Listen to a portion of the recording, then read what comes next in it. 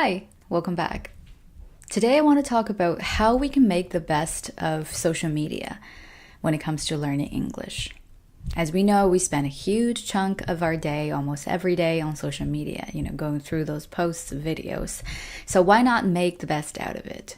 So for those of you who want to improve your English with the time that you spend on social media, I have some tips for you. Tip number 1. We have to understand what kind of role social media posts or videos play in your English learning. I'm going to start with the most important thing. Although social media content is not here to give you advice on your learning. At most, those things will provide you with some insight. Maybe it will show you a different kinds of way to learn English, a particular practice or exercise you could do. Maybe it will even make you question or think about what you have been doing so far.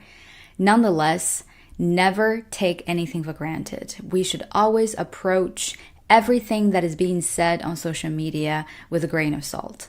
And that is because, first of all, everyone's situation is a bit different. Just because somebody says this particular practice or textbook, of course, works for them, doesn't mean that that's going to work for you.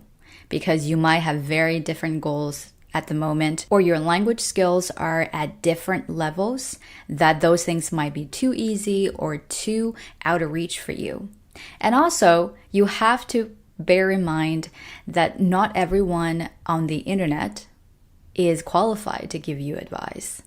So they may sound like they know what they're talking about, but they really don't. And a lot of us, we're at a place where we couldn't see that. And that usually happens when we hear somebody who can speak English rather fluently or who could pronounce certain English words quite accurately. So we automatically feel like they're someone that we should look up to, we should listen to their advice, or we should follow exactly what they have been doing in order to become like them. But a lot of times, knowing how to speak English and knowing how to teach English to others are very different skill sets. That's why English teachers like us, we went through university in order to learn how to teach the language. So sometimes just because somebody who can speak the language really well, it doesn't mean that they can also teach it. And it certainly does not mean that you should take everything they're saying as the truth. You should always think about your own situation. Ask yourself first, what am I looking for?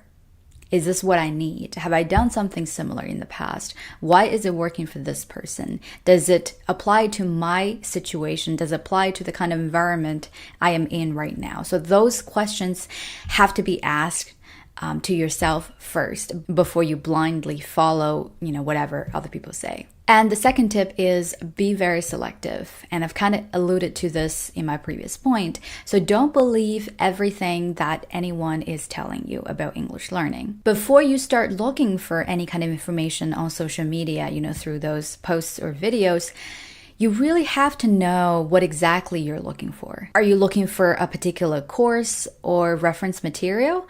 Are you looking for solutions to a very specific problem, like how to pronounce a certain sound, or you have questions about a particular grammatical rule? Be very clear of what you're looking for. And this is to prevent you from going through post after post, not exactly sure why you are there. And like I mentioned earlier, just because something has worked for someone, if what they're saying is true, doesn't mean it's going to work for you. Everyone starts at a different place, and we have different intentions or purposes with language learning. Maybe you're learning the language in order to study abroad, but I am learning the language so that I can use it at work, so that I can communicate with my clients or emailing them with no problem at all. So my focus would definitely be different from yours. And the rule of thumb is never ever believe those overgeneralized or oversimplified statements or claims about English learning. So something like, here is how you can master your English in 30 days, or here is how you can master English pronunciation in 2 weeks, in 14 days, or get this and your English will be spectacular. Or you only need to do this one practice and your English will be so fluent and native-like.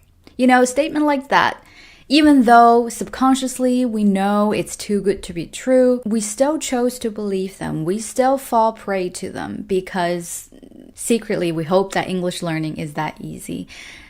We hope that we can simply do one thing without having even to think about it, and bam, next day we achieve our goal. This is when we need to take a deep breath, take a step back, and talk some sense to ourselves.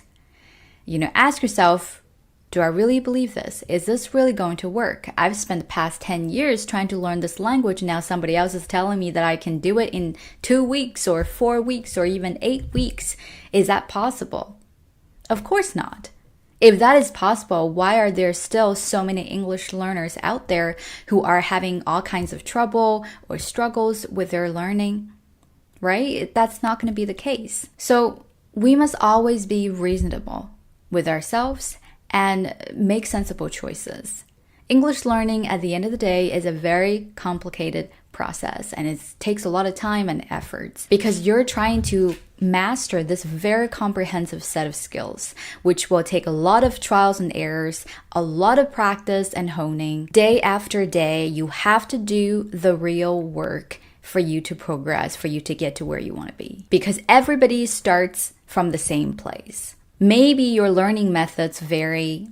Maybe you live in a different environment than others, but the path that everyone will be on in order to get to, you know, being able to speak like a native speaker, being able to express yourself in English with no problem, the path itself is somewhat similar, meaning that you're not going to find any shortcuts. Even when we think about the most ideal situation, you know, you live and maybe study or work in an English-speaking country, you talk to people in English every single day, you still need to do the work yourself. You still have to figure out what's the best way to say these things, how to pronounce these particular words to make yourself sound like a native speaker.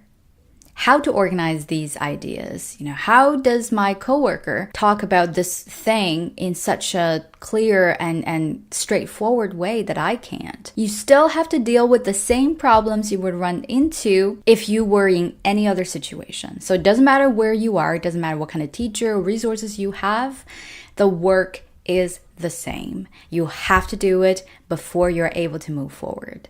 Which alludes to my third point. Going through social media, looking through content, trying to find useful information is only step one.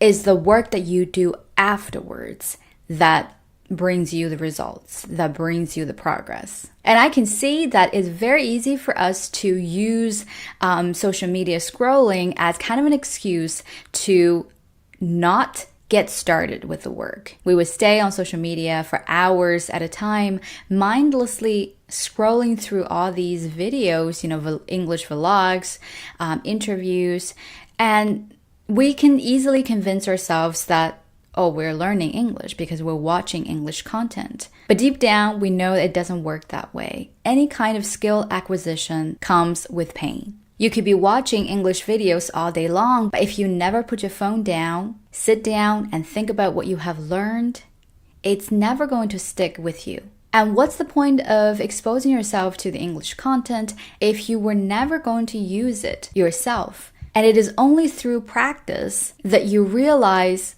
where you're still lacking, what still needs more improvement, what you have done well, so that you would continue doing it. Now, I do want to say that watching English content could be helpful, but it's definitely not going to be the most effective way for you to learn English.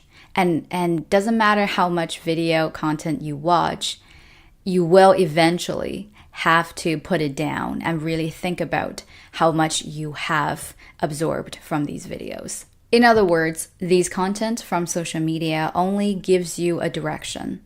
If you happen to find something that's very beneficial, that's very informative. Once you know where you're going, this is when you need to sit down and start to get to work. And as you can see from all three tips, there's one key message that I want to deliver to you, which is to be intentional with your use of technology. It is my understanding that despite how easy it is for us to become addicted to our electronic devices, social media and other entertainment apps, it would be pointless for us trying to stay away from it or trying to throw it all away. Because there are some advantages to these technological advances. The key here is to learn how to use them to their best potential. Alright, so I hope this video is very helpful to you. I hope this video gives you something to think about. And next time when you're trying to learn English or make a plan of looking for useful information from the social media content, bear these principles or these tips in mind. Hopefully you will be able to make the best of your time and your energy on these apps, and just breathe a little bit more meaning into your day-to-day life. Make every day count.